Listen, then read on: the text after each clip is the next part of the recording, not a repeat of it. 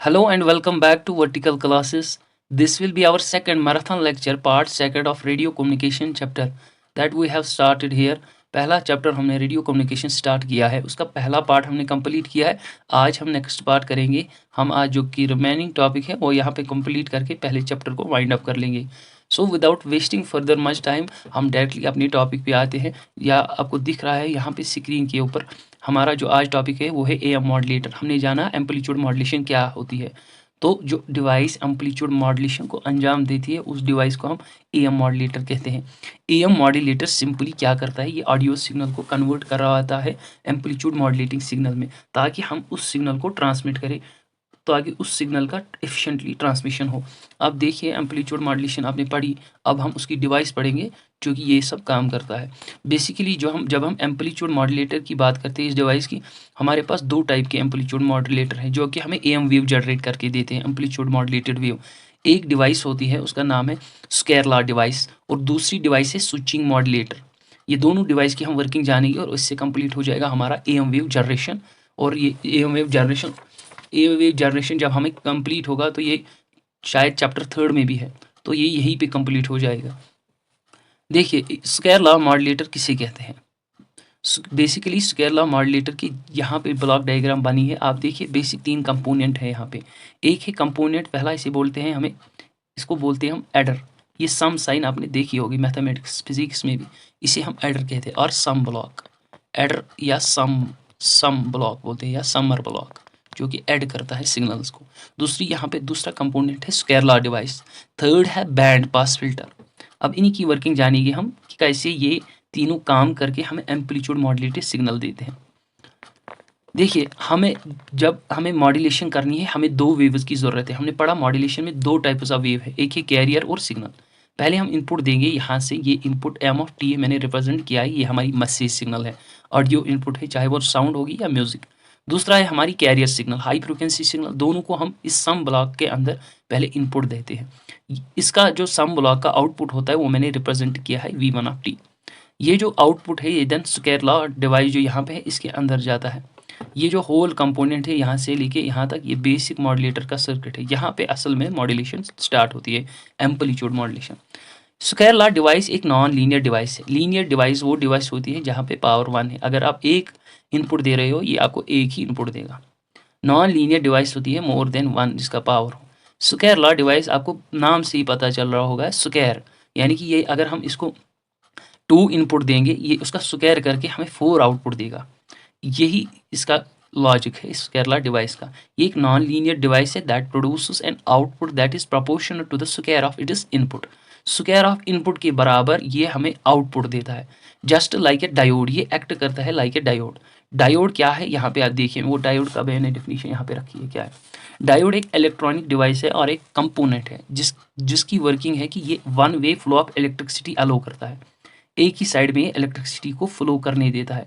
Block करता है ये रिवर्स डायरेक्शन में, अपोजिट डायरेक्शन में ये फ्लो नहीं करने देता है इलेक्ट्रिसिटी को। यही होता है डायोड, याद रख लेना। स्क्वायर लॉ डिवाइस यही एक्ट करता है। इसको ये इनपुट इस साइड से इलेक्ट्रिक यानी कि इलेक्ट्रिक सिग्नल को ये इस साइड से आने देता है, मतलब वन वे अलो करता है, रिवर्स में ये जाने नहीं देगा उसे। फिर जब ये स्क्वायर लॉ डिवाइस से आउटपुट निकलता है वो हमने यहाँ पे डिनोट किया है V2 ऑफ टी। फिर ये बैंड पास फिल्टर में जाता है। घर में आपने देखा होगा फिल्टर का काम है अनवांटेड चीज़ों को बाहर निकालना और प्योर चीज़ को हमें देना, आउटपुट देना। सेम है बैंड पास फिल्टर का यहाँ पे काम। सिग्नल जो इनपुट आती है ना, जो हम इनपुट वाइज देते हैं, ये सिंपली यही प्योर वाइज नहीं इनपुट जाती है। जब रिसीवर ट्रांसमिटिंग एंटेना ट्रांसमिट करता है और रिसीविंग एंटेना जब रिसीव करता है तो वो बहुत सारी ऑडियो वेव्स साउंड्स जो भी एटमॉस्फेयर में है आसपास, उसके साथ नॉइज भी इंटरफेयर हो जाती है। तो बैंड पास फिल्टर क्या करेगा, ये यहाँ पे एक पर्टिकुलर रेंज ऑफ फ्रिक्वेंसी को जाने देगा। ये मानिए एक गेट है, सिलेक्टिव गेट है, ये कुछ चीज़ों को जाने देगा, कुछ चीज़ों को ये स्टॉप कर देगा। बैंड पास फिल्टर का यही काम है, ये वही फ्रिक्वेंसी को जाने देगा, वही फ्रिक्वेंसी को पास आउट करेगा जो हमें ज़रूरत है, जो एक्चुअल में एम्पलीट्यूड मॉड्यूलेटेड सिग्नल होगी। फॉर एग्जाम्पल मैंने लिए यहाँ पे ये बैंड पास एक रेंज ऑफ फ्रिक्वेंसी को जाने देगा। यहाँ पे 20 किलोहर्ट्ज़ और 30 किलोहर्ट्ज़ को जाने देगा। इसके दरमियान जितनी फ्रिक्वेंसी होगी उनको जाने देगा। दैट मीन्स ये एक डिवाइस है that passes frequencies with certain range and rejects frequencies outside that range. Just like I have represented here example, band pass filter passes 20 kilohertz to 30 kilohertz के दरमियान जो फ्रिक्वेंसी है उन्हीं को ये पास करने देगा, अदर्स को ये ब्लॉक कर देगा। यही काम होता है एक बैंड पास फिल्टर का। फाइनली जब ये तीनों डिवाइसेस वर्क करती है कोहेरेंटली तो हमें मिलती है एम्पलीट्यूड मॉड्यूलेटेड सिग्नल। बस इतना ही है स्केरला डिवाइस का वर्किंग। यहाँ पे स्केरला जो डिवाइस है बीच में एक्ट करता है, ये एक नॉन लीनियर डिवाइस है, ये एक्ट करता है एक डायोड की तरह। डायोड का फंक्शन है one way flow of electricity जाने देता है, अदर वे को ब्लॉक कर देता है। बैंड पास फिल्टर का काम होता है ये फिल्टर कर देता है अदर फ्रिक्वेंसीज को, ये हमें सिलेक्टिव फ्रिक्वेंसी देता है जो हमें ज़रूरत होती है। अब हम जाएंगे नेक्स्ट पार्ट पे जो कि है सेकंड है स्विचिंग मॉड्यूलेटर। स्विचिंग मॉड्यूलेटर और बैंड पास ये स्विचिंग मॉड्यूलेटर और स्केरला मॉड्यूलेटर सेम है, बस चीज़ एक की डिफरेंस है। वहाँ पे हमें लगा था स्केरला यहाँ पे देखिए स्केरला डिवाइस लगी थी यहाँ पे, तो यहाँ पे लगी है स्विचिंग डायोड, वहाँ पे वो एक्ट करता था डायोड। अब स्विचिंग डायोड में फ़र्क क्या है? स्विचिंग डायोड एक्चुअली एक आइडियल स्विच की तरह एक्ट करता है। आइडियल स्विच वो स्विच होता है जिसमें पावर कंजप्शन जीरो हो, डेसिपेशन जिसकी जीरो हो, जो कि पावर को जाने देगा उसके थ्रू मगर वो कंजप्ट नहीं करेगा, वहाँ पे पावर लॉस जीरो होता है, उसको बोलते हैं हम आइडियल स्विच। बस इतना ही फ़र्क है, यहाँ पे आइडियल स्विच लगा होगा स्विचिंग डायोड। ये पूछा जा सकता है आपको कि स्विचिंग लॉ मॉड्यूलेटर में कौन सा पर्टिकुलर चीज़ होता है इंस्टेड ऑफ स्केरला डिवाइस, नीचे ऑप्शन में दिया होगा, ये आ सकता है, आपको याद रखना है स्विचिंग डायोड। सो फाइनली यहाँ पे भी सेम होता है, यहाँ से हमें इनपुट सिग्नल होती है मैसेज सिग्नल, ये कैरियर सिग्नल। यहाँ पे सॉरी मैं भूल गया, कैरियर सिग्नल एक ऑसिलेटर जनरेट करता है। ऑसिलेटर एक डिवाइस होती है, आगे आप पढ़ोगे, ये जनरेट करता है हमारी हाई फ्रिक्वेंसी कैरियर सिग्नल। यहाँ पे भी सेम है, कैरियर सिग्नल को जनरेट करके आउटपुट निकाल के पहले समर ब्लॉक से डायोड स्विचिंग डायोड में देके फिर से आउटपुट आएगा, फिर बैंड पास फिल्टर में सिलेक्टिव फ्रिक्वेंसी जो हमें ज़रूरत है फ्रिक्वेंसी की वो हमें मिलती है, तो फाइनली हमें एम्पलीट्यूड मॉड्यूलेटेड सिग्नल मिलती है। देन नेक्स्ट हम पढ़ेंगे फ्रीक्वेंसी एफएम मॉड्यूलेटर। अभी तक हमने एम्पलीट्यूड मॉड्यूलेटर की वर्किंग जानी और एम्पलीट्यूड मॉड्यूलेटर देखा क्या होता है। अब हमारे दूसरा टॉपिक है एम्पलीट्यूड मॉड्यूलेटर। ये भी एक डिवाइस है और एक सर्किट है जिसका काम होता है फ्रीक्वेंसी किसकी कैरियर की चेंज करना in proportion to amplitude of input signal और मैसेज सिग्नल और मॉड्यूलेटिंग सिग्नल, जो आपने पढ़ा फ्रीक्वेंसी मॉड्यूलेशन। मॉड्यूलेटर अब डिवाइस है जो कि जनरली हमें ये काम करके देगा फ्रीक्वेंसी मॉड्यूलेट करके। यहाँ पे आप देख सकते हो मैंने लिखा है generally we have two types of FM signals. FM signal हमारी दो किस्म की होती है, एक नैरो बैंड फ्रीक्वेंसी मॉड्यूलेशन, दूसरी वाइड फ्रीक्वेंसी जो बहुत रेंज तक पहुंचेगी। तो उसके लिए हमें पहले है narrow band frequency modulation modulator. इस टाइप की सिग्नल को जनरेट करने के लिए अलग मॉड्यूलेटर है, उसकी ब्लॉक डायग्राम यहाँ पे आप समझेंगे। पहले यहाँ पे देते हैं हम, देखिए कितने ब्लॉक है यहाँ पे। इंटीग्रेटर है, प्रोडक्ट मॉड्यूलेटर है, मल्टीप्लायर ब्लॉक है, एक फंक्शन को इसको मल्टीपल करता है 2 पाई के एफ, ये एक फंक्शन है जो कि ये प्रोडक्ट मॉड्यूलेटर से जो आउटपुट निकलता है उसको फिर ये मल्टीप्लाई होता है ताकि नैरो बैंड फ्रीक्वेंसी जनरेट हो। फिर से ये समर ब्लॉक में लास्ट में समर ब्लॉक है जो कि इन सब सिग्नल्स को सम अप करके हमें आउटपुट देता है जो कि नैरो बैंड फ्रीक्वेंसी सिग्नल होती है।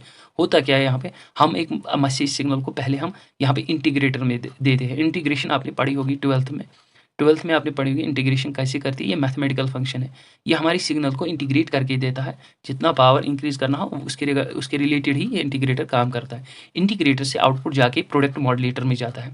यही असल में ये ब्लॉक है पूरा का जहाँ पे नैरो बैंड फ्रीक्वेंसी मॉड्यूलेशन होती है। यहाँ से इसको और एक सिग्नल मिलती है, कैरियर मिलती है, but 90 degree phase shift, -90 degree phase shift होता है। 90 डिग्री पॉजिटिव शिफ्ट नहीं होगा, that means angle 90 degree positive side से नहीं बल्कि नेगेटिव शिफ्ट 90 डिग्री एंगल मिलेगा हमें इसको कैरियर सिग्नल को। ये पहले 90 डिग्री माइनस फेज शिफ्ट करके देगा, वो इनपुट जाएगा प्रोडक्ट मॉड्यूलेटर और यहाँ से आएगी हमारी मैसेज सिग्नल जो कि इसको इनपुट मिलेगी। आउटपुट जब ये प्रोडक्ट मॉड्यूलेटर सिंपली प्रोडक्ट कर देगा इन दो सिग्नल्स को, ये जब प्रोडक्ट करेगा ये आउटपुट निकालेगा, वो आउटपुट हमें फीड करना होगा मल्टीप्लायर ब्लॉक में। मल्टीप्लायर ब्लॉक इसको 2 पाई के एफ मल्टीपल करके फिर समर ब्लॉक पे आउटपुट निकलेगा, वापस आएगा यहाँ पे। समर ब्लॉक से नीचे से आएगी फिर से कैरियर सिग्नल यहाँ पे दोबारा, क्योंकि ये इसको फिर से यहाँ पे नैरो बैंड फ्रीक्वेंसी जनरेट करने के लिए यूज़ होगी। समर ब्लॉक सम करके लास्ट में यहाँ से जो इनपुट आउटपुट आया और ये जो कैरियर सिग्नल है दोनों को ऐड करके हमें लास्ट में finally narrow band frequency signal output देगा। आपको सिर्फ डायग्राम की ब्लॉक्स याद रखने हैं, वहाँ पे क्या क्या था यही पूछा जा सकता है आपको। समर ब्लॉक कर क्या रहा है, प्रोडक्ट मॉड्यूलेटर का काम क्या है, इंटीग्रेटर का काम क्या है, वो आपने जान लिया simply narrow band frequency generate करने के लिए। एक्चुअली यहाँ पे बहुत सारी इक्वेशन यूज़ होती है, ये पूरा इक्वेशन का मामला है। मैंने जितना सिंपल हो सका उतना सिंपल आपके लिए लाया, बिकॉज ये लेवल 2 का पोस्ट है। यहाँ पे कुछ एक्स्ट्रा ऑर्डिनरी नहीं पूछेंगे। जो भी सिलेबस है इंजीनियरिंग का है, ये लोग चाहते हैं कि इनको इंजीनियर चाहिए एज ए कॉन्स्टेबल, बट किस पोस्ट के लिए, जैसे कि कहते हैं चपड़ासी पोस्ट के लिए इनको इंजीनियर चाहिए, वैसा ही सिलेबस रखा है यहाँ पे। अगर हम सिलेबस को डीपली जानेंगे ना तो कम से कम हमें पूरे 3 मंथ्स लगेंगे इन चैप्टर्स को कवर करने में। अब जो कि लेवल के रिगार्डिंग, लेवल के अकॉर्डिंगली मैंने यहाँ पे बहुत ट्राई की सिंपल करना, जहाँ पे लगा कि थोड़ा जाना है डीप, वहाँ पे मैं जा रहा हूँ। ये ब्लॉक डायग्राम आपको याद रखनी है। अब हम मूव ऑन करते हैं। हमारा दूसरा टाइप है वाइड बैंड फ्रीक्वेंसी मॉड्यूलेशन या मॉड्यूलेटर डिवाइस। कैसे हमें वाइड बैंड फ्रीक्वेंसी जनरेट करके देगा, ये है wide band frequency modulation modulator device. देखिए इसमें 2 टाइप ऑफ मेथड है। वाइड बैंड फ्रीक्वेंसी मॉड्यूलेशन करने के लिए 2 मेथड्स है, डायरेक्ट और इनडायरेक्ट मेथड।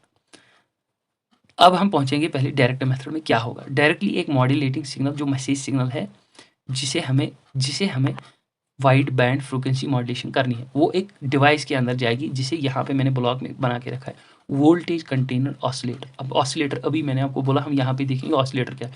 ऑसिलेटर सिंपली एक डिवाइस है जो कि जनरेट करके देता है हमें एक कंटिन्यूस वेव साइकिल या साइन वेव साइकिल, जो कि आपने पिछली बार पढ़ा। आईसी फॉर्म ऑफ वेव को हम साइन वेव और कंटिन्यूस वेव बोलते हैं। तो ये इसका यही काम होता है वोल्टेज कंट्रोल ऑसिलेटर का। सारा काम अंदर एक ही ये जनरेट करके देगा कैरियर सिग्नल, यही कंटिन्यूस वेव मॉड्यूलेटिंग सिग्नल यहाँ से आई, ये इनबिल्ट करके देगा कैरियर कौन, voltage control oscillator. Voltage control से समझ रहे होगे कि इसका दारमोदार, इसका कंट्रोल सारा वोल्टेज के ऊपर ही है। तो सारा प्रोसेसर यहाँ पे है, मॉड्यूलेटर यहाँ पे, ये हमारी मॉड्यूलेटिंग सिग्नल, और अंदर से ही ये कैरियर भी जनरेट करके देगा। फिर हमें डायरेक्टली मिलेगी वाइड बैंड फ्रीक्वेंसी, इसलिए इसको डायरेक्ट मेथड कहा जाता है। Wide band frequency modulation wave मिलेगी हमें, बिकॉज यहाँ पे हम डायरेक्टली वेव को जनरेट करते हैं। अब देखिए हमें इनडायरेक्ट मेथड में क्या होता है।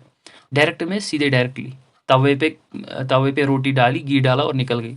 फिर आ गई दूसरी मशीन में, पहले आटा डालो फिर नई, ये सिंपली वैसी ही ट्रिक है। वो आती आई है ना आज मार्केट में, वो मशीन जो आटा पहले घूमती है, फिर मशीन में डालती, फिर खुद रोटियां निकालती। दूसरा है खुद हाथ से बनाओ और within second. Just like that यहाँ पे डायरेक्ट मेथड है। सीधे मॉड्यूलेटिंग सिग्नल एक वोल्टेज कंट्रोल ऑसिलेटर में इनपुट, वो खुद ही अंदर से उसको क्या कर लेता है, एक कैरियर भी जनरेट करके देता है ऑसिलेशन के थ्रू, और वोल्टेज कंट्रोलर मेथड के थ्रू ये सब कुछ काम करके हमें wide band frequency modulation wave provide करता है, जो कि हमें ट्रांसमिशन के लिए, एफिशिएंट ट्रांसमिशन के लिए ज़रूरत है। इनडायरेक्ट मेथड में पहले नैरो बैंड फ्रीक्वेंसी जनरेशन होगी।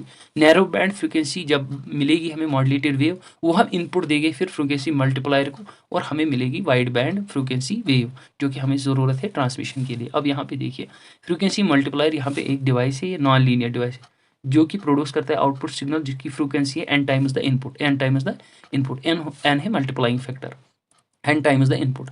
देखिए अगर आपने इनपुट दिया 5, अब नैरो बैंड फ्रीक्वेंसी आई, उसका एम्पलीट्यूड है 5।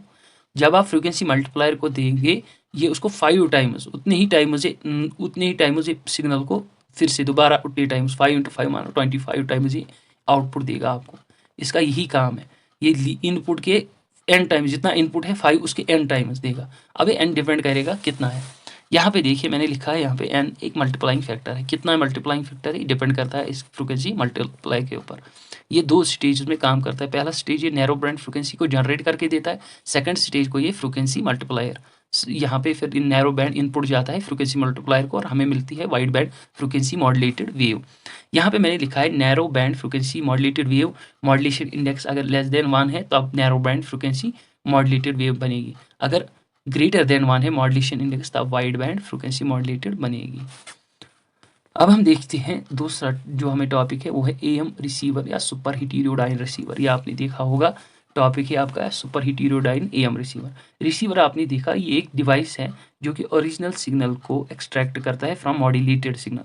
मॉड्यूलेटेड सिग्नल ने इस ओरिजिनल सिग्नल को एक्चुअली में कैरियर ने लिया होता है, फिर ये कैरियर और मॉड्यूलेटिंग सिग्नल मिलके एक मॉड्यूलेटेड सिग्नल बनाते हैं। वही मॉड्यूलेटेड सिग्नल को हमें डिकोड करना होता है, अपनी ओरिजिनल इन्फॉर्मेशन लेनी होती है, रिट्रीव बैक करनी होती है। वही काम होता है रिसीवर का। अब आप देखिए AM super heterodyne receiver, radio receiver की वर्किंग और ब्लॉक डायग्राम। देखिए हमारे पास होता है एंटीना, ये एक रिसीविंग एंटीना है। ये इलेक्ट्रोमैग्नेटिक वेव्स यानी कि रेडियो वेव्स को रिसीव कर रहा है। रिसीव करके जब ये एंटीना रिसीव करेगा, ये सिर्फ एक किस्म की रेडियो वेव को रिसीव नहीं करेगा, इसके पास wide range of receiving that means ability जो है इसकी वाइड रेंज ऑफ फ्रिक्वेंसीज को ये रिसीव करता है। फिर ये एक RF एम्पलीफायर में देगा उसको। RF एम्पलीफायर देखिए यहाँ पे रेडियो फ्रिक्वेंसी एम्पलीफायर यहाँ पे लगा है। ये फिर रेडियो फ्रिक्वेंसीज को क्या एक डिजायर्ड फ्रिक्वेंसीज को ये एम्पलीफाई करेगा। अगर वो वीक सिग्नल होगी उनको एम्पलीफाई करेगा। एम्पलीफायर का यही काम होता है, वहाँ से उसकी स्ट्रेंथ कम होती है सिग्नल की, उसकी स्ट्रेंथ ये इंक्रीज कर देता है। RF ये जो है रेडियो फ्रिक्वेंसी एम्पलीफायर, जब ये यहाँ से एंटीना से रिसीव करेगा सिग्नल्स, उनको एम्पलीफाई करके ये इनपुट फेड करेगा एक मिक्सर को। अब आ गई हमारी वेव, उधर से मॉड्यूलेटिंग वेव, ये अब फिर मिक्सर में जाती है। नीचे से हमारा लोकल ऑसिलेटर है। लोकल ऑसिलेटर भी एक सिग्नल जनरेट करके मिक्सर में देगा। देखिए लोकल ऑसिलेटर, ये जो लोकल ऑसिलेटर है ये एक वेव जनरेट करके मिक्सर को इनपुट देगा। दोनों सिग्नल जब मिक्सअप हो जाएंगी तो ये फिर इनका इनपुट इंटरमीडिएट फ्रिक्वेंसी एम्पलीफायर को जाएगा। ये एक फ्रिक्वेंसी सिग्नल जनरेट करेंगे मिक्सर, उसका नाम है इंटरमीडिएट फ्रिक्वेंसी।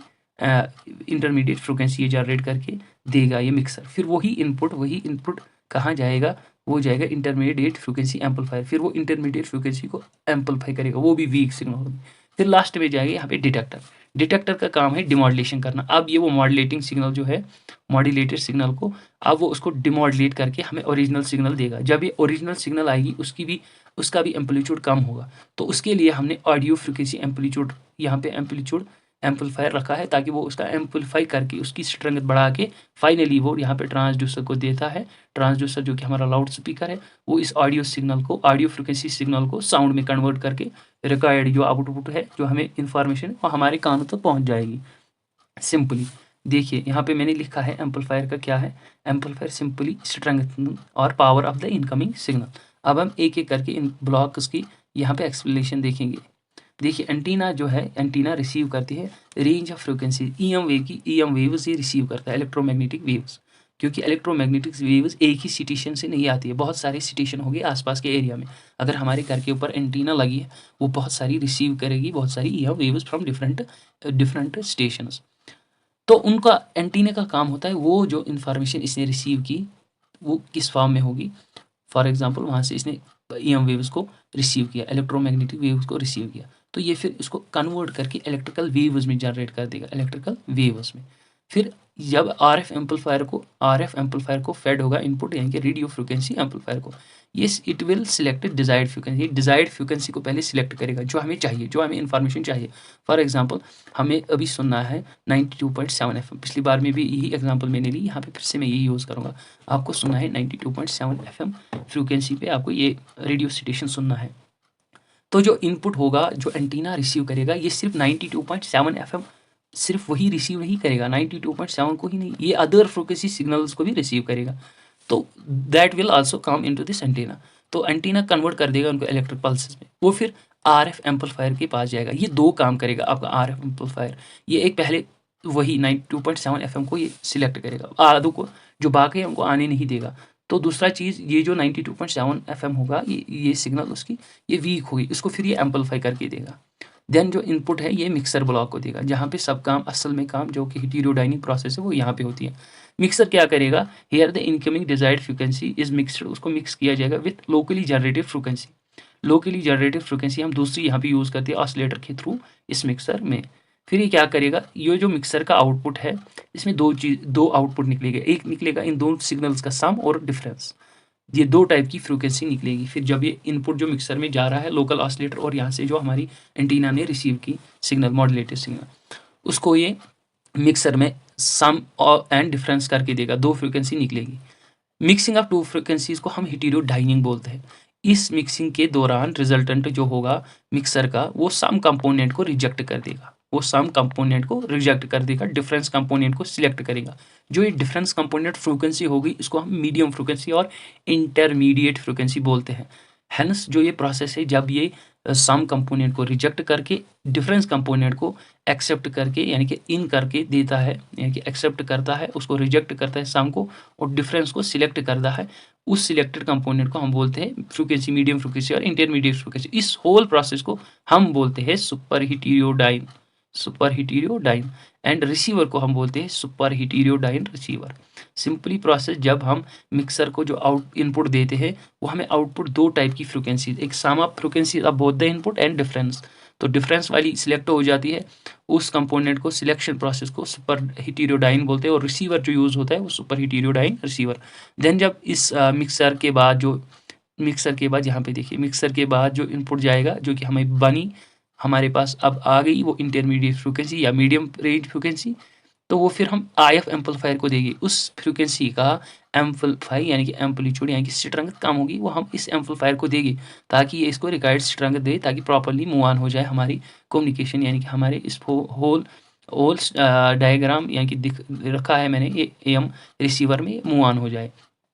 फिर ये लास्ट में डिटेक्टर के पास जाएगी ये modulated signal intermediate frequency amplifier के बाद ये सिग्नल डिटेक्टर में जाएगी, डिटेक्टर के पास डिमॉड्यूलेशन होगी, फिर लास्ट में ये amplifier AM amplifier audio amplifier इसको एम्पलीफाई करके ऑडियो सिग्नल देगा। ऑडियो सिग्नल लास्ट में ट्रांसड्यूसर के पास जाएगी, जो कि कन्वर्ट कर देगा इस ऑडियो सिग्नल को लाउड स्पीकर के पास, ये उस ऑडियो सिग्नल को साउंड एनर्जी में कन्वर्ट करके हमारे तक इन्फॉर्मेशन पहुंच जाएगी। अब हमारे पास दूसरा टाइप है FM रिसीवर। अभी तक हम AM रिसीवर पढ़ रहे थे। रिसीवर हमने जाना कि ये क्या करता है, ये हमें एक्चुअल इन्फॉर्मेशन देता है फ्रॉम द मॉड्यूलेटेड सिग्नल।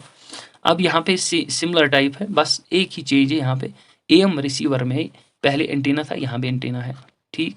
दूसरा RF amplifier radio frequency amplifier वहाँ पे भी था, मिक्सर वहाँ पे भी था, ऑसिलेटर जो जनरेट करता है लोकल फ्रिक्वेंसी वो भी था, इंटरमीडिएट फ्रिक्वेंसी एम्पलीफायर वो भी था, एम्पलीट्यूड लिमिटर वहाँ पे नहीं था। यहाँ पे और एक एक्स्ट्रा ब्लॉक है एम्पलीट्यूड लिमिटर। क्या करेगा ये, जब ये इंटरमीडिएट फ्रिक्वेंसी एम्पलीफायर एम्पलीफाई करके देगा ना मिक्सर के आउटपुट को, जब हीटेरोडाइनिंग यहाँ पे भी हो जाएगी, वो जब आउटपुट देगा उसका एम्पलीट्यूड थोड़ा इंक्रीज होगा। एम्पलीफायर लिमिटर उसकी जो इंक्रीज्ड जो कि हमें ज़रूरत नहीं है वो इंक्रीज्ड एम्पलीट्यूड उसको ये क्लिप कर देगा, ये एम्पलीफायर ये क्लिप कर देगा एक्स्ट्रा एम्पलीट्यूड को यहाँ पे। फिर ये डिटेक्टर को देगा। डिटेक्टर का काम आपको पता है, ये एक्चुअली डिमॉड्यूलेटर है जो कि ओरिजिनल सिग्नल हमें बैक देता है, मतलब रिट्रीव बैक करके। फिर ये जाएगा डी एम्फेसिस के पास। डी एम्फेसिस और एक डिवाइस है एक्चुअली, जब ये रेडियो ट्रांसमीटर यहाँ पे था ना, रेडियो फ्रिक्वेंसी एम्पलीफायर जो पहला पोर्शन है, एक्चुअली होता क्या है, ट्रांसमीटर जो होता है हमारे पास बिफोर मॉड्यूलेशन ट्रांसमीटर को लगाया गया होता है वो एक ब्लॉक जिसका नाम है प्री एम्फेसिस। प्री एम्फेसिस क्या करता है, ये हमारी जो कैरियर हायर फ्रिक्वेंसी है उसको ये दोबारा से आर्टिफिशियल बूस्टिंग देता है, ये इसको डबल कर देता है फ्रिक्वेंसी, ये इसको इंक्रीज करता है, आर्टिफिशियल फ्रिक्वेंसी को इंक्रीज करता है, यानी कि आर्टिफिशियल बूस्टिंग देता है उस हायर फ्रिक्वेंसी सिग्नल को। क्यों देता है, फॉर एग्जाम्पल मैं आपको ये एग्जाम्पल समझाऊंगा प्री एम्फेसिस क्यों होता है। प्री एम्फेसिस इसलिए होता है ताकि साउंड बाय नॉइज रेशो जो है, सिग्नल बाय नॉइज रेशो वो इम्प्रूव हो जाए। सिग्नल बाय नॉइज रेशो क्या है, फॉर एग्जांपल मैं भी आपसे बात कर रहा हूँ, अगर इस कमरे में 5-6 बंदे और होंगे वो शोर कर रहे होंगे, तो मेरी जितनी एम्पलीट्यूड यानी कि फ्रिक्वेंसी वॉइस की कम होगी, आप कम सुनोगे, आप ज़्यादा वहाँ पे ज़्यादा जो है ओवरटेक कर लेगा सराउंडिंग का, जो कि मेरे पास बंदे होंगे जो चिल्ला रहे होंगे उसकी वॉइस आप ज़्यादा सुनोगे बरअक्स की मेरी साउंड के। उस वक्त मेरी साउंड तभी आप सुनोगे जब मैं अपना पिच अपनी फ्रिक्वेंसी इंक्रीज करूँगा, चिल्लाऊंगा, तभी आप तक पहुँच जाएगी, बट नॉइज़ भी साथ साथ आएगी। वही होता है सिग्नल बाय नॉइज़ रेशो। ये एम्पलीट्यूड बूस्टिंग, ये artificial boosting of higher frequency से यही होता है। Signal bye noise ratio improve होता है greater than y1। Higher the signal bye noise ratio higher will be the efficient transmission, उससे आपकी मतलब सिग्नल एफिशिएंटली ट्रांसमिट होगी और क्लियर होगी। तो जो ये यहाँ पे हमने आर्टिफिशियल बूस्टिंग दी हायर फ्रिक्वेंसीज को, artificial boosting of higher frequency यानी कि कैरियर की, उनकी जो हायर बूस्टिंग है, अब हम उसे जब रिसीवर के पास आएगी, ये अभी ट्रांसमीटर पे ये ब्लॉक होता है, प्री एम्फेसिस ब्लॉक ट्रांसमीटर पे होता है, जो कि हमने पढ़ा था ट्रांसमीटर। ये डी एम्फेसिस ब्लॉक अब रिसीवर के पास होता है। ये वही जो यहाँ पे आर्टिफिशियल बूस्टिंग हुई थी उस फ्रिक्वेंसीज को, हायर फ्रिक्वेंसीज को, उसको ये नलिफाई करके हमें वापस अपनी ओरिजिनल सिग्नल देता है। तो फिर वो लास्ट में जब ये नलिफाई करता है उस प्री एम्फेसिस प्रोसेस को, तो ये हमें जो आउटपुट होता है वो लाउड स्पीकर में देता है। लाउड स्पीकर फाइनली हमारी सिग्नल जो इलेक्ट्रिकल है उसको साउंड में कन्वर्ट करके आउटपुट देता है। इससे कंप्लीट हो जाता है हमारा जो पोर्शन था फर्स्ट का। अब फर्स्ट पोर्शन जो था FM modulator, AM modulator, heterodyne AM receiver और FM रिसीवर। अब हम नेक्स्ट जाएंगे सीधे हमें रेडियो वेव प्रोपगेशन। ये थोड़ा ईजी है, जो कि हमने अभी तक पढ़ा उससे ईजी है, बिकॉज वहाँ पे ब्लॉक डायग्राम्स हैं, समझने में थोड़ी दिक्कत होगी आपके लिए। एक ही इसके लिए सोल्यूशन है, वीडियो को 1-2 बार देखिए, ट्राई टू रिवाइज पॉइंटर्स, उनको रिकलेक्ट कीजिए, पॉइंटर्स को माइंड में रखिए, वहाँ पे डायरेक्टली यही क्वेश्चन पूछे जाएंगे, ब्लॉक इसमें कौन सा ब्लॉक यूज़ हो रहा है, कहाँ पे क्या हो रहा है। होपफुली वीडियो 1-2 बार देख के ही आपको ये समझ आएगा, क्योंकि ये हायर क्लासेस का सिलेबस है। लेवल 2 को देखिए, ये सिलेबस उसी के हिसाब से मैंने यहाँ पे आपके पास ये पूरा जो सिलेबस लाया है, पूरी जो मैंने मेहनत की आपके लिए, होपफुली आपको पसंद आ रहा होगा और आप हमारे इस प्लेटफॉर्म को और प्रमोट करेंगे। चलिए अब स्टार्ट करेंगे radio wave propagation. Radio wave propagation से पहले हम इलेक्ट्रोमैग्नेटिक वेव्स को जानेंगे, कैसे इलेक्ट्रोमैग्नेटिक वेव्स प्रोपगेट होती है और जनरेट कैसे होती है। इलेक्ट्रोमैग्नेटिक वेव्स यहाँ पे मैंने लिखा है, ये एक एनर्जी वेव्स होती है जो कि स्पेस के थ्रू, जो कि एटमॉस्फेयर के थ्रू ट्रैवल होती है। ये वैक्यूम के थ्रू भी ट्रैवल होती है, स्पेस में भी ट्रैवल होगी। इनमें क्या होता है, इनकी कंपोजिशन होती है, इलेक्ट्रोमैग्नेटिक वेव कंपोज होती है, बनी होती है मैग्नेटिक और इलेक्ट्रिक फील्ड के वजह से, जो कि दोनों एक दूसरे की परपेंडिकुलर होते हैं और उनकी प्रोपगेशन और इस वेव की प्रोपगेशन अलोंग द वेव होती है, डायरेक्शन ऑफ वेव होती है। यहाँ पे देखिए, waves of energy, electromagnetic waves are waves of energy that propagate through space and can travel through a vacuum. They are composed of oscillating electrical and magnetic field that are perpendicular to each other and to the direction of wave propagation. ये जो electric और magnetic field है, electric field यहाँ से electric field, ये magnetic field, इस तरीके से होता है electric field magnetic field, electric field magnetic field, ये परपेंडिकुलर होता है और होता है फिर ये in the direction of propagation of wave. ये है प्रोपगेशन ऑफ वेव, ये वेव इस तरीके से चलती है और ये इलेक्ट्रिक और मैग्नेटिक वेव इसी वेव के सीधे में, इसी वेव के थ्रू, दैट मीन्स कि यही से ये परपेंडिकुलर एक दूसरे को ये परपेंडिकुलर होते हैं और to the propagation of wave, जहाँ से वेव जा रही है, यही होती है इलेक्ट्रोमैग्नेटिक वेव।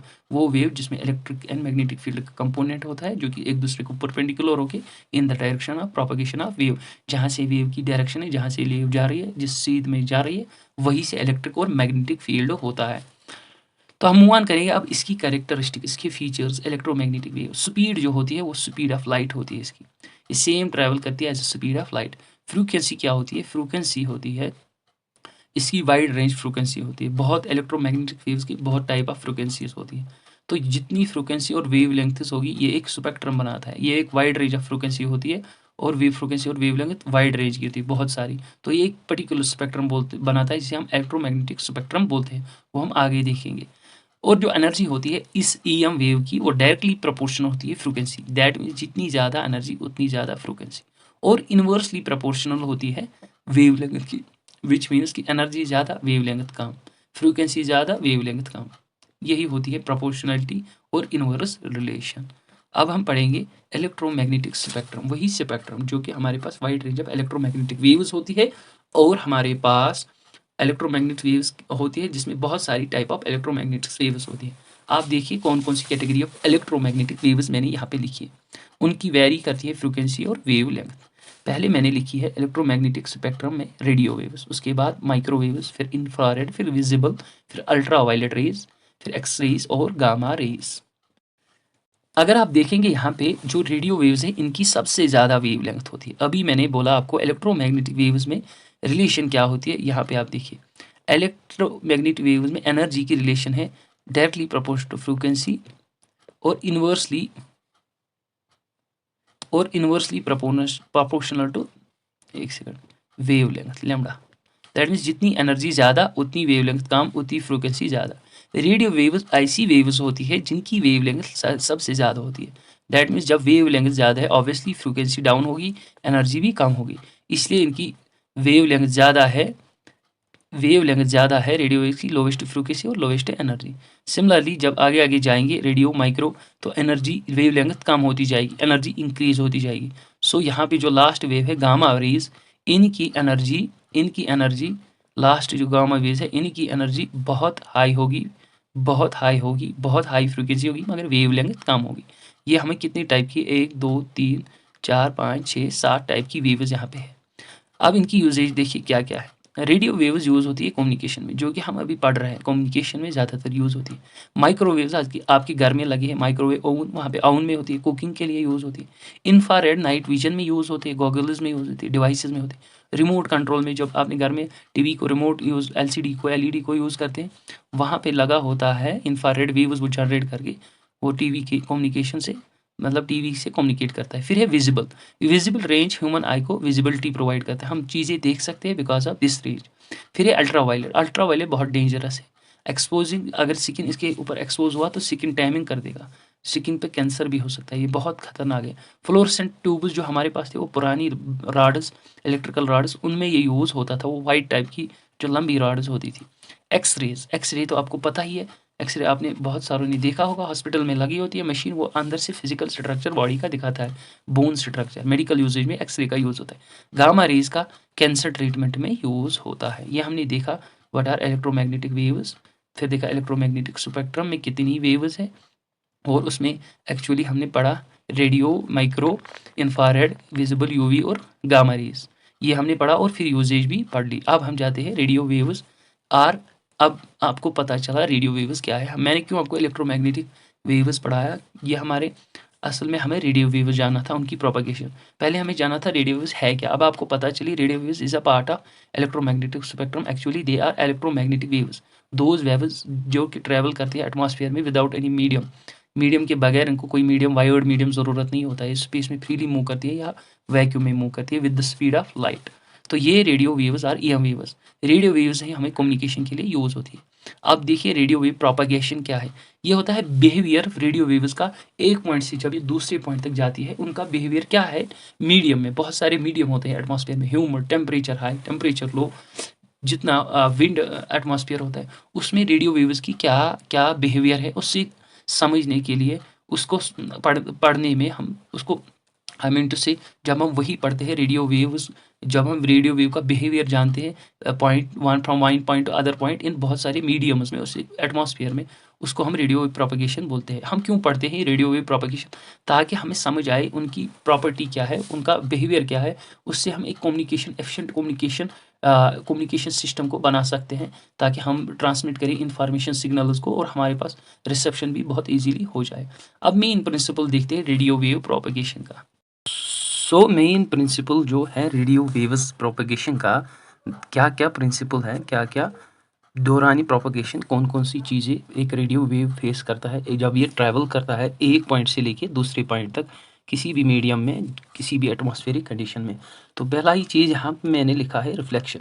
रिफ्लेक्शन होती है वेव्स की। रिफ्लेक्शन आप सभी ने पढ़ा होगा, बाउंसिंग बैक ऑफ लाइट में आपने पढ़ा होगा कि अगर कोई वेव बाउंस बैक करके, रिफ्लेक्ट करके किसी सरफेस से वापस आए, सो रेडियो वेव्स की रिफ्लेक्शन होती है। रिफ्रैक्शन होती है जब एक मीडियम से दूसरे मीडियम में पास हो जाए, जब उसकी थोड़ी लिटिल बिट ऑफ बेंडिंग हो जाए टुवर्ड्स द नॉर्मल और अवे फ्रॉम नॉर्मल, पढ़ा होगा आपने रिफ्लेक्शन 10th में। या डिफ्रैक्शन हो सकती है। डिफ्रैक्शन अपनी 12th का टॉपिक है। किसी भी ऑब्स्टैकल और ऑब्जेक्ट के कॉर्नर्स पे जब लाइट वेव्स, किसी भी टाइप की वेव बेंड हो जाए, उसको डिफ्रैक्शन कहते हैं। एब्जॉर्प्शन आपने समझा है, आपको पता है एब्जॉर्प्शन, एब्जॉर्ब करना होता है। स्कैटरिंग होता है फैलाना। स्कैटरिंग आपने पढ़ा है कि रेनबो जब बनती है उस टाइम भी स्कैटरिंग होती है, उसमें 3 फिनोमिनास होते हैं, स्कैटरिंग भी एक फिनोमिना उसमें होता है। तो अब हम पढ़ेंगे रिफ्लेक्शन। रिफ्लेक्शन से क्या प्रिंसिपल है, रिफ्लेक्शन का इफेक्ट क्या होगा रेडियो वेव प्रोपगेशन पे। जब रिफ्लेक्शन होती है तो रिफ्लेक्शन का एक फ़ायदा है, जब लाइट रिफ्लेक्ट होगी, ये बिल्डिंग से रिफ्लेक्ट हो सकती है, माउंटेन से या ग्राउंड से ये रिफ्लेक्ट होके आएगी। ये सॉरी रेडियो वेव प्रोपगेशन, यानी दैट मीन्स कि रेडियो वेव जब ये रिफ्लेक्ट होगी, ये उस जगह तक भी पहुंच जाएगी जिसको ये अभी तक पहले एक्सेस नहीं कर पाती थी। डायरेक्टली अगर ट्रांसफ़र होती तो, फॉर एग्जांपल, अगर यहाँ ए पॉइंट से लेके बी पॉइंट तक वेव्स जा रही थी, ये डायरेक्टली जा रही थी, तो अगर आगे ऑब्स्टैकल कोई था, अब ये इसके पीछे नहीं पहुंच सकती थी, इस ऑब्जेक्ट के पीछे। अब आगे ऑब्स्टैकल आया कोई, इसने रिफ्लेक्शन की, इस तरीके से रिफ्लेक्शन, ये इस पॉइंट तक भी अब पहुंच जाएगी। दैट मीन्स कि अभी तक जो पॉइंट इनएक्सेसिबल थे रिफ्लेक्शन के बाद, वो वेव्स वहाँ तक भी पहुँच जाएगी जब रेडियो वेव की रिफ्लेक्शन होगी। देन सेकंड पॉइंट है रिफ्रैक्शन। रिफ्रैक्शन का मतलब है जब वेव्स डिफरेंट एटमॉस्फेयर लेयर्स से जाती है, बेंडिंग हो जाती है, उससे लॉन्ग डिस्टेंस कम्युनिकेशन पॉसिबल हो जाती है। फिर आया तीसरा पॉइंट डिफ्रैक्शन। डिफ्रैक्शन से भी क्या होगा, at the around the corners पे जब ये बैंड होगी, इससे क्या होगा, सिग्नल्स, अभी तक जब सिग्नल्स, ये सेम रिफ्लेक्शन का भी सेम मसला है, और डिफ्रैक्शन का, रिफ्लेक्शन भी हमें वही फ़ायदा देगा, बेंडिंग करके उन पॉइंट्स तक पहुंच जाएगी, रेडियो वेव्स उस एरिया तक पहुंच जाएगी जहां तक कभी एक्सेस नहीं होती थी। आगे माउंटेन्स भी आ सकती है, टेरेन्स आ सकते हैं, वो चीज़ें रेडियो वेव के आगे आ सकती है, वही पे ये डिफ्रैक्शन करेगी या रिफ्लेक्शन करेगी। उससे क्या होगा, लॉन्गर वेव लेंथ, ये longer radio communication longer possible हो जाएगा, लॉन्गर मीडियम तक। अब और एक चीज़ डिफ्रैक्शन में ये है कि लॉन्गर वेव लेंथ, जिनकी वेव लेंथ ज़्यादा होगी वो डिफ्रैक्ट ईजीली हो जाती है। जिनकी वेव लेंथ ज़्यादा होगी वो वेव्स, वो रेडियो वेव्स जल्दी डिफ्रैक्ट हो जाती है, दैन द शॉर्टर, जिनकी शॉर्टर वेव लेंथ होती है। इसमें आपको यही पॉइंट याद रखना है।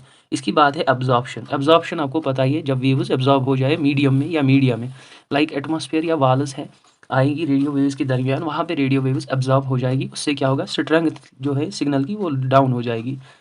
फिफ्थ पॉइंट है स्कैटरिंग। स्कैटरिंग से क्या हो जाएगा, जैसे कि मैंने अभी आपको बोला रेन ड्रॉप में होता है, रेनबो में होती है, वहाँ पे स्कैटरिंग होती है पॉसिबल। रेडियो वेव जब स्कैटर हो जाएगी तो चारों साइड फैल जाएगी। अगर ये एक ऑब्जेक्ट है, यहाँ पे वेव आ गई, जब ये इसके साथ स्ट्राइक करेगी तो ये स्कैटर हो जाएगी, ऑल डायरेक्शन में स्कैटर हो जाएगी। इससे क्या होगा इससे कम्युनिकेशन सब पॉइंट्स पे पॉसिबल है, वेव्स सब पॉइंट्स पे पहुंच जाएगी, चारों साइड में पहुंच जाएगी। यही स्कैटरिंग का मतलब है। यहाँ पे ये 5 प्रिंसिपल थे जो कि हमें बोल रहे थे रेडियो वेव्स पे क्या इफेक्ट है इन 5 प्रिंसिपल्स का। इसके बाद नेक्स्ट हम पढ़ेंगे कुछ की फैक्टर्स रेडियो वेव प्रोपगेशन में, दैट मीन्स वेव की कुछ की फैक्टर्स। फ्रीक्वेंसी, लास्ट टाइम हमने पढ़ा था एम्पलीट्यूड पीरियड पढ़ा था, वेवलेंथ पढ़ा था, फ्रीक्वेंसी वहाँ पे मैंने सिर्फ डेफिनेशन बोली थी। अब यहाँ पे हम फ्रीक्वेंसी समझेंगे। फ्रीक्वेंसी होता है नंबर ऑफ साइकिल्स पर सेकंड, कितने साइकिल एक सेकंड में वेव ट्रैवल करती है, कितने साइकिल। एक साइकिल का समझ आ रहा है, साइकिल का टायर आपने देखा वो ऐसे होता है पूरा सर्कल, इसको हम बोलते हैं एक साइकिल, या सिंपली एक पूरा सर्कल जो कि 360 डिग्री रोटेट हो जाए, ये एक साइकिल पूरा कंपोज करता है। सो इसको यहाँ पे हमने कट करके ऐसे हम बनाते हैं। अगर आप ये दो पॉइंट्स टर्मिनल पॉइंट्स जोड़ोगे, ये पॉइंट्स दो जोड़ोगे, ये और ये वापस बनेगा ऐसा साइकिल है जिसकी जो रोटेशन है 360 डिग्री है।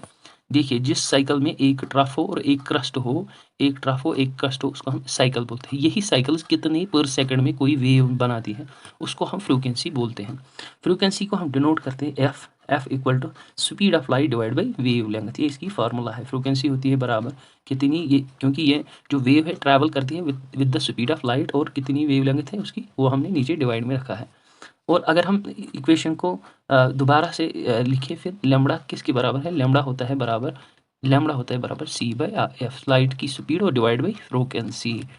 सो आपको ये याद रखना है, लैम्बडा होता है बराबर सी बाई एफ और f equal to c by lambda. So इनकी रिलेशन इनवर्स है। दैट मीन्स कि जब रिलेशन इनवर्स है, फ्रीक्वेंसी और वेव लेंथ की रिलेशन इनवर्स है, याद रखना।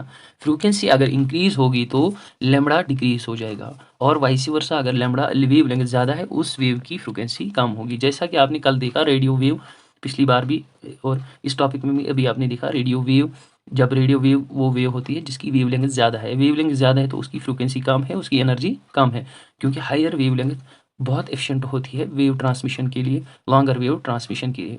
अलबत्ता जो कि हायर फ्रीक्वेंसी को एक मसला होता है, हायर फ्रीक्वेंसी ऑब्स्ट्रक्शन उसको ईजिली हो पाती है। यानी कि मैंने आपको पिछली लेक्चर में एक टर्म बोली थी एटोनिएशन। एटोनिएशन में मैंने बोला था कि वेव की स्ट्रेंथ कम हो जाती है, सप्रेस हो जाती है, बिकॉज रास्ते में बहुत सारी डिस्टर्बेंसेज आती है। जब वेव एक ट्रैवल करती है एक पॉइंट से लेकर दूसरे पॉइंट तक, ग्राउंड में या एटमॉस्फेयर में बहुत सारी डिस्टर्बेंसेज होती है, उन डिस्टर्बेंसेज को हम नॉइज़ बोलते हैं यहाँ पे। वो भी अनवांटेड इलेक्ट्रिकल सिग्नल्स होती हैं जो कि हमें ज़रूरत नहीं होती है, वो वेव को इंटरफियरेंस कर देती है, सुपर इम्पोजिशन होती है, उससे क्या वेव की स्ट्रेंथ कम होती है। हायर फ्रिक्वेंसीज में एक चीज़ है कि क्वालिटी साफ आएगी, बट ऑब्स्ट्रक्शन उसमें ज़्यादा है। लोअर फ्रिक्वेंसी बेटर करती है, लॉन्ग ट्रैवल करती है lower frequency. So next point जो है हमारा इस वेव के जो की रेडियो वेव के जो की फैक्टर है antenna height and gain, both effect range and strength of the radio signal. Antenna height और गेन कितनी है, यानी कि उसका एम्पलीट्यूड स्ट्रेंथ कितनी है वेव का, इससे इफेक्ट पड़ता है उसकी रेंज कितनी है, वो डिटरमाइन करता है कि रेंज और स्ट्रेंथ कितनी है एक रेडियो सिग्नल की। उसके बाद हम अगर देखें atmospheric condition, different atmospheric condition है, टेम्परेचर है, ह्यूमिडिटी है, आयोनोस्फेरिक एटमॉस्फेरिक कंडीशन है। आयोनोस्फेयर एक एटमॉस्फेयर की लेयर है जहाँ पे जो कि हमें रेडियो कम्युनिकेशन और simply I can say communication radio wave propagation में बहुत इंपॉर्टेंट है। एक उसका एक अलग महत्वपूर्ण होता है कि वो एक फ़ायदेमंद चीज़ होती है वो लेयर, वहाँ पे इसकी बहुत एप्लीकेशन है रेडियो वेव प्रोपगेशन की, उस पर भी इन्फ्लुएंस होता है। सो अब हम देखेंगे रेडियो वेव की क्लासिफिकेशन, कितनी क्लासिफिकेशन किस दैट मीन्स कि डिवीजन कितना है रेडियो वेव का, किन किन स्पेसिफिक डिवीजन में इसको डिवाइड किया गया है रेडियो वेव का। रेडियो वेव कम्युनिकेशन में रेडियो वेव्स यूज़ होती है, आप सभी को ये पता ही है। अब हम देखेंगे तो रेडियो वेव का रेंज जनरली यहाँ पे मैंने लिखा है 3 kilohertz to 300 gigahertz, general spectrum में ये होता है। इससे नीचे भी होता है एक्सट्रीमली लो के पॉइंट तक 30 हर्ट्ज़ तक होता है ये, from 30 hertz to up to maximum यहाँ पे 300 गीगाहर्ट्ज़। 1 गीगाहर्ट्ज़ होता है बराबर 10⁻³ मेगाहर्ट्ज़, 1 मेगाहर्ट्ज़ होता है 10⁻⁶। सो देखिए आप कितनी फ्रीक्वेंसी, दैट मीन्स कितना ये फ्रीक्वेंसी होगी उस वेव की, दैट मीन्स 10⁻6 × 10⁻3 बिकम्स 1 गीगाहर्ट्ज। अब फिर जब 300 गीगाहर्ट्ज होगी, दैट मीन्स बहुत फ्रीक्वेंसी ज़्यादा, दैट मीन्स फ्रीक्वेंसी जब ज़्यादा होगी तो वेव लेंथ उस वेव की बहुत कम होगी, क्योंकि इन दोनों के दरमियान इन्वर्स रिलेशनशिप है। तो अब हम देखेंगे different types of frequency bands और उनकी रेंज और उनका यूजेज। वेरी लो फ्रीक्वेंसी पहली यहाँ पे मैंने लिखी है बैंड में, ये होती है 3 kilohertz 30 kilohertz 3 kilohertz to 30 kilohertz. ये लॉन्ग डिस्टेंस कम्युनिकेशन के लिए यूज़ होती है, क्योंकि जब फ्रीक्वेंसी कम हो तो वेवलेंथ ज़्यादा है। मैंने आपको अभी बोला जिस वेव की वेवलेंथ ज़्यादा होगी वो एफिशिएंटली लॉन्ग डिस्टेंस के लिए फीजिबल है। So point two point communication अगर हमें करनी होगी लॉन्ग डिस्टेंस में तो हम वेरी लो का यूज़ करेंगे। लो फ्रीक्वेंसी होती है 30 किलोहर्ट्ज से 300 किलोहर्ट्ज। ये मरीन जो समंदर के नीचे, चाहे वो सबमेरीन्स हो या अदर इक्विपमेंट जो हम यूज़ करेंगे या नेविगेशनल एड्स यूज़ करेंगे, वहाँ पे इसका यूजेज है। मीडियम फ्रीक्वेंसी में होती है 3 kilohertz to 300 kilohertz to 3 megahertz. वो ब्रॉडकास्टिंग लगता है हमें यूज़ करने के लिए, और मैरीन में भी इसका भी यूजेज है। हाई फ्रीक्वेंसी होता है 3 मेगाहर्ट्ज टू 30 मेगाहर्ट्ज। तो ये कम्युनिकेशन सब टाइप का ज़्यादा बेसिकली या इसका ज़्यादा उपयोग होता है इस पोर्शन का, हाई फ्रिक्वेंसी का कम्युनिकेशन करने में। कोई भी कम्युनिकेशन हमें हो फ़ोन में, चाहे कोई भी रेडियो कम्युनिकेशन करनी हो, मोबाइल फ़ोन, टेलीफोनी, जो हमने पहले लेक्चर में देखा, वहाँ पे हाई फ्रिक्वेंसी का ज़्यादातर यूज़ हो जाता है। अगर हम देखेंगे वेरी हाई फ्रिक्वेंसी का, तो उसका बैंड जो होता है फ्रिक्वेंसी का 30 मेगाहर्ट्ज टू 300 मेगाहर्ट्ज। तो ये यूज़ होता है टीवी रेडार और आयर नेविगेशन और एफएम फ्रीक्वेंसी मॉड्यूलेशन में वेरी हाई फ्रीक्वेंसी का यूज़ होता है, वेरी हाई फ्रीक्वेंसी। उसके बाद है अल्ट्रा हाई फ्रीक्वेंसी है 300 मेगाहर्ट्ज टू 3 गीगाहर्ट्ज। इसका यूज़ होता है रेडार में भी, इसका यूज़ होता है माइक्रोवेव्स में और शॉर्ट डिस्टेंस कम्युनिकेशन में, क्योंकि फ्रीक्वेंसी ज़्यादा तो वेव लेंथ कम, तो कम ही टाइम, दैट मीन्स कि ये ज़्यादा दूर तक नहीं पहुँचेगी। सुपर हाई फ्रीक्वेंसी होती है 3 gigahertz to 330 gigahertz. Similarly radar और माइक्रोवेव और शॉर्ट डिस्टेंस में ये भी यूज़ होता है। फिर लास्ट का पोर्शन है 30 gigahertz to 300 gigahertz, 30 gigahertz to 300 gigahertz. ये हमें यूज़ होती है एक्सपेरिमेंटल, अगर कोई एक्सपेरिमेंट करना हो, पार्टिकल का साइज जानना हो, कोई भी चीज़, इलेक्ट्रॉन का कोई भी चीज़, वहाँ पे हम एक्सट्रीमली हाई फ्रिक्वेंसी का यूज़ करते हैं। सो इससे कंप्लीट हो जाता है हमारा पहला जो पोर्शन है रेडियो वेव्स, उनकी क्लासिफिकेशन और उनके प्रिंसिपल्स। अगर किसी को इसमें कुछ भी समझ नहीं आया तो मैं दोबारा कहना चाहता हूँ, रिपीट कीजिए वीडियो लेक्चर को 2x स्पीड पे 1-2 बार देखिए, आपका क्लियर हो जाएगा। क्योंकि ये पोर्शन वो सिलेबस का है, हार्डली आपको ये यूट्यूब पे कहीं पे मिलेगा ये इसके बेसिक पॉइंट क्लियर किए होंगे, क्योंकि ये डीप सिलेबस है। जहाँ तक मुझे लगा है मैंने वो पॉइंट लाए हैं आपके साथ डिस्कस करने के लिए। सो हम मूव करते हैं अब हमारा जो नेक्स्ट टाइप है, लास्ट इस चैप्टर का last portion, that is types of propagation. अगर आप देखोगे इस चैप्टर में एक जगह लिखा था लास्ट में AF IF और RF, वो हमने क्लियर किया। ऑडियो फ्रिक्वेंसी क्या होती है आपने देखा, वो मॉड्यूलेटर्स में ही। इंटरमीडिएट फ्रिक्वेंसी क्या होती है और रेडियो वेव फ्रिक्वेंसी क्या होती है वो भी आपने देखा। ये सिंपली टर्म्स थी। अब देखते हैं हम टाइप्स ऑफ प्रोपगेशन, यानी कि रेडियो वेव प्रोपगेशन की कितनी टाइप्स है, कैसी रेडियो वेव प्रोपगेशन होती है। हमारे सिलेबस में दिया गया है ग्राउंड वेव प्रोपगेशन, दूसरा दिया गया है हमारा ग्राउंड वेव के बाद स्काई वेव, और उसके बाद दिया है स्पेस वेव। हम यही तीनों डिस्कस करेंगे, सिलेबस के बाहर नहीं जाएगी हम। देखिए पहला है ग्राउंड वेव प्रोपगेशन में क्या होता है। यहाँ पे एक अर्थ है, मैंने अर्थ बनाई है, यहाँ पे ये अर्थ है, इसके ऊपर मैंने 2 एंटीनाज बना के रखे हैं, टावर्स और उनके ऊपर एंटीनाज, ये एंटीनाज और ये नीचे टावर्स। इससे क्या होगा, एक एंटीना है ट्रांसमिटिंग एंटीना जो कि सिग्नल को स्टेशन से सेंड करती है, और ये दूसरी एंटीना है रिसीविंग एंटीना जो कि रिसीव करती है signal, incoming electromagnetic signal, that means information signal. Ground wave propagation में क्या काम होगा, ये जो सिग्नल है ये अलॉन्ग द ग्राउंड चलेगी, एंटीना से जब जाएगी ये स्पेस में डायरेक्टली नहीं जाएगी, अलॉन्ग द ग्राउंड से ऑलमोस्ट ऊपर, थोड़ा ही ऊपर ही चलेगी ये सिग्नल्स। तो इसीलिए इनको हम बोलते हैं ग्राउंड वेव प्रोपगेशन। ये जब रेडियो वेव्स ट्रांसमिट होगी किस ट्रांसमिटिंग एंटेना से लेके रिसीविंग एंटेना तक, ये जो डिस्टेंस ट्रैवल करेगी ये ग्राउंड के नज़दीक, बहुत along the surface of ground ये मूव करेगी, इसीलिए इसको हम बोलते हैं ग्राउंड वेव प्रोपगेशन। अब यहाँ पे आप डिफिनीशन पढ़ी, when radio waves from the transmitting antenna propagates along the surface of the earth so as to reach the receiving antenna, जो कि मैंने आपको बोला। ग्राउंड वेव प्रोपगेशन GWP, इसको हम सरफेस वेव प्रोपगेशन भी बोलते हैं, क्योंकि ये जो इंफॉर्मेशन सिग्नल्स है EM वेव्स है बहुत क्लोज होती है ग्राउंड के।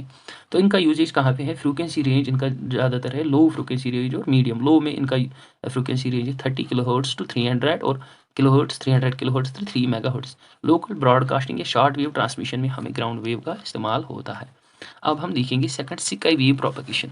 स्काई वेव में क्या होगा, स्काई वेव प्रोपागेशन में क्या होगा। ये देखिए यहाँ पे ये अर्थ मैंने बनाई है, अर्थ की फिगर यहाँ पे मैंने बनाई है। ये जब अब दिख रहा है आपको यहाँ पे भी दो, एक टावर और ऊपर एंटीना, यानी कि ये ट्रांसमिटिंग एंटीना है, और यहाँ पे और एक एंटीना है और टावर के ऊपर रिसीविंग एंटीना, ये सिग्नल सेंड करता है और ये रिसीव करता है। स्काई वेव में क्या होगा, ये स्पेस का इस्तेमाल करके एक हमारी एटमॉस्फेयर जो होती है, ये पूरा जो ज़मीन का परत होता है ये गैस से बना होता है और इनकी डिफरेंट लेयर्स होती है। उनमें से एक लेयर है आयोनोस्फीयर, एटमॉस्फेयर की एक लेयर है, आपने पढ़ा होगा ये साइंस में, बहुत सारे एग्जाम्स में आया है ये, different layers of atmosphere, geography में भी है ये। तो आयोनोस्फीयर होपफुली आपको पता होगा, ये एक लेयर है एटमॉस्फेयर की। यहाँ पे क्या होता है कि जब ये ट्रांसमिटिंग एंटेना सेंड करता है ये रेडियो वेव्स, ये आयोनोस्फीयर में रिफ्लेक्ट हो जाती है, रिफ्लेक्ट होके ये फिर डायरेक्टली पहुंच जाती है उसी रिसीविंग एंटेना से। सो सिंपली यहाँ पे स्काई वेव में रिफ्लेक्शन का यूज़ होता है, आयोनोस्फीयर एक्ट करता है एज ए रिफ्लेक्टिंग सरफेस यहाँ पे इन वेव्स का। बट इन वेव्स का कुछ ही रेंज जो रिफ्लेक्ट होगा, दैट मीन्स कि इनका कुछ फ्रिक्वेंसी बैंड होगा जो कि सिंपली वही तक ही ये रिफ्लेक्ट होगी। उससे ज़्यादा अगर आपने फ्रिक्वेंसी सेंड की तो वो रिफ्लेक्ट नहीं बल्कि वो रिफ्रैक्शन हो जाएगी, वो डायरेक्टली एटमॉस्फेयर से वहाँ से आयोनोस्फीयर को भी पार करके वो रिफ्लेक्ट बैक नहीं हो जाएगी, वो स्पेस में ही चली जाएगी। तो इनका जो रेंज होता है 3 मेगाहर्ट्ज़ टू 30 मेगाहर्ट्ज़ तक जो भी फ्रिक्वेंसी से इनके दरमियान, वही आयोनोस्फीयर के पास पहुंच के रिफ्लेक्ट होकर रिसीविंग एंटीना तक आएगी। याद रख लेना, वो पूछा जा सकता है किस रेंज की फ्रिक्वेंसी रिफ्लेक्ट बैक होगी आयोनोस्फीयर से। तो इसका जो यूजेज है रेडियो ब्रॉडकास्टिंग है। यहाँ पे मैंने लिखा है अबो 30 मेगाहर्ट्ज़ वोंट रिफ्लेक्ट, उस स्पेस में चली जाएगी। ठीक है, इसके बाद और एक टर्म है क्रिटिकल फ्रिक्वेंसी। क्रिटिकल फ्रिक्वेंसी किसे कहते हैं, it is higher frequency of radio waves, ये हाई फ्रिक्वेंसी होती है रेडियो वेव्स की, विच व्हेन सेंड हाईएस्ट फ्रिक्वेंसी, कोई रेडियो वेव की हाईएस्ट फ्रिक्वेंसी, फॉर एग्जांपल मैंने 29 मेगाहर्ट्ज़ की भेज दी सिग्नल, 20 मेगा 9 ये सबसे बड़ी ये हाई फ्रिक्वेंसी है। जब वो सेंड हम करते हैं आयोनोस्फीयर को और फिर वो जब रिफ्लेक्ट बैक होती है फ्रॉम आयोनोस्फीयर और अर्थ तक पहुंच जाती है, उसको हम बोलेंगे क्रिटिकल फ्रिक्वेंसी। कोई ऐसी फ्रिक्वेंसी जब हम उस फ्रिक्वेंसी पे कोई इन्फॉर्मेशन सिग्नल ट्रांसमिटिंग एंटेना से आयोनोस्फीयर तक पहुंचाएंगे, सेंड करेंगे, अगर वो रिफ्लेक्ट हुई मैक्सिमम कोई फ्रिक्वेंसी क्रिटिकल, उसके बाद अगर आपने फॉर एग्जांपल 29 आपने कोई 29 मेगाहर्ट्ज़ की आपने एक सिग्नल सेंड की, जब ये पहुंच जाएगी, अगर आपने 29 से ऊपर मतलब 30 सेंड की तो ये रिफ्लेक्ट नहीं, सीधे ट्रांसमिट नहीं हो जाएगी, ये डायरेक्टली उस दैट मीन्स आयोनोस्फीयर को थ्रू आउट उसके आर पार हो जाएगी, वापस रिफ्लेक्टेड नहीं आएगी। तो इसे हम बोलेंगे क्रिटिकल फ्रिक्वेंसी। एक पर्टिकुलर हाईएस्ट फ्रिक्वेंसी कितनी होगी, वो स्ट्रेट बैक आएगी लेयर ऑफ आयोनोस्फीयर से वापस अर्थ तक, उसे हम क्रिटिकल फ्रिक्वेंसी कहते हैं। तो उसके बाद तीसरी प्रोपगेशन है दैट इज स्पेस वेव और लाइन ऑफ साइट। उससे पहले यहाँ पे मैंने लिखा था स्किप डिस्टेंस, ये एक टर्म मैंने लिखी थी यहाँ पे, what is skip distance. Skip distance is the shortest distance. जैसे आपने डिस्प्लेसमेंट पढ़ा होगा, अगर डिस्टेंस आपको पता है कि ये एक डिस्टेंस है, यहाँ से लेके ये एक डिस्टेंस है, तो अगर मैं आपको बोलूँ what is the shortest distance, आप ये पॉइंट और ये पॉइंट उठा के मुझे बोलेंगे ये है इसकी शॉर्टेस्ट डिस्टेंस। सिमिलरली एक जब वेव जाती है फ्रॉम ट्रांसमिटिंग एंटीना तो रिसीविंग एंटीना, फिर ये आयोनोस्फीयर से रिफ्लेक्ट होकर पहुंच जाती है रिसीविंग एंटीना से, ये इसकी एक्चुअल पाथ थी। अगर मैं आप लोगों को बोलूँगा व्हाट इज शॉर्टेस्ट डिस्टेंस, ये एक्चुअल पाथ है ना, व्हाट इज शॉर्टेस्ट, तो आप इसको डायरेक्टली इस पॉइंट से लेके इस पॉइंट तक डायरेक्टली कनेक्ट करोगे। सो यही होती है skip distance, shortest distance between transmission antenna to receiving antenna. Hopefully आपको ये पॉइंट भी क्लियर हुआ होगा। इसके बाद है स्पेस वेव प्रोपगेशन और line of site. Line of site मतलब मुझे आंखों से दूसरा चीज़ डायरेक्टली दिख रहा है, पूरा आंखों से दिख रहा है। तो इसमें क्या होता है, when radio waves from the transmitting antenna reaches the receiving antenna either directly or after reflection from ground or in troposphere। Troposphere और एक एटमॉस्फेयर की फर्स्ट लेयर है ये, ट्रोपोस्फीयर नहीं शायद स्ट्रेटोस्फीयर फर्स्ट है। तो आप देख लेना, ये ट्रोपोस्फीयर भी एक लेयर है एटमॉस्फेयर की जहाँ पे इसकी रिफ्लेक्शन होगी। तो रेडियो वेव्स स्पेस वेव में क्या होता है कि रेडियो वेव्स तीन वे इस्तेमाल कर सकती है, या वो स्ट्रेटोस्फीयर में जाके रिफ्लेक्ट हो जाएगी या डायरेक्टली हो जाएगी, जो कि मैंने यहाँ पे आपको बोला लाइन ऑफ साइट, डायरेक्टली। इसको टावर एक दिख रहा है, एक पॉइंट पे है एंटीना, दूसरे पॉइंट भी है, डायरेक्ट लाइन ऑफ कॉन्टैक्ट पे है, एक दूसरे को आमने सामने दिख रही है, तो वहाँ से लेके डायरेक्टली ये वेव जाएगी, तब हम इसे लाइन ऑफ साइट कहेंगे। या ये ग्राउंड से रिफ्लेक्ट होकर डायरेक्टली पहुँच जाएगी। तो ये सिंपल है स्पेस वेव प्रोपगेशन। तीन टाइप का इसका मूवमेंट हो सकता है वेव का, या रिफ्लेक्शन फ्रॉम ट्रोपोस्फेयर, या डायरेक्टली लाइन ऑफ साइट, या रिफ्लेक्ट हो जाएगी अर्थ सरफेस से। यहाँ पे भी ट्रांसमिटिंग एंटीना होगा, रिसीविंग एंटीना होगा, और प्रोपगेशन जब along the line of site होता है, आंखों के सामने जो प्रोपगेशन होता है दूसरे पॉइंट तक, तो उसे हम बोलेंगे लाइन ऑफ साइट। यूजुअली हमें यूज़ होता है ये cellular network, wifi connection, satellite, इनका फ्रीक्वेंसी रेंज जो होता है वो होता है 30 मेगाहर्ट्ज़ तो 300 गीगाहर्ट्ज़। तो इससे हमें कंप्लीट हो जाता है चैप्टर 1 जो कि था रेडियो कम्युनिकेशन। इसके बाद हम पढ़ेंगे टेलीविज़न ट्रांसमिशन, उसमें भी 2 लेक्चर्स हम लाएंगे, कर लेंगे उससे भी कंप्लीट पूरा। होपफुली आपको ये लेक्चर सीरीज़ पसंद आएगी, ये लेक्चर सीरीज़, और आप ज़्यादा से ज़्यादा फ़ायदा उठाने की कोशिश करोगे, रिपीट करोगे लेक्चर्स को 1-2 बार, तो स्पीड टू एक्स करके, तो आपको समझ आ जाएगा।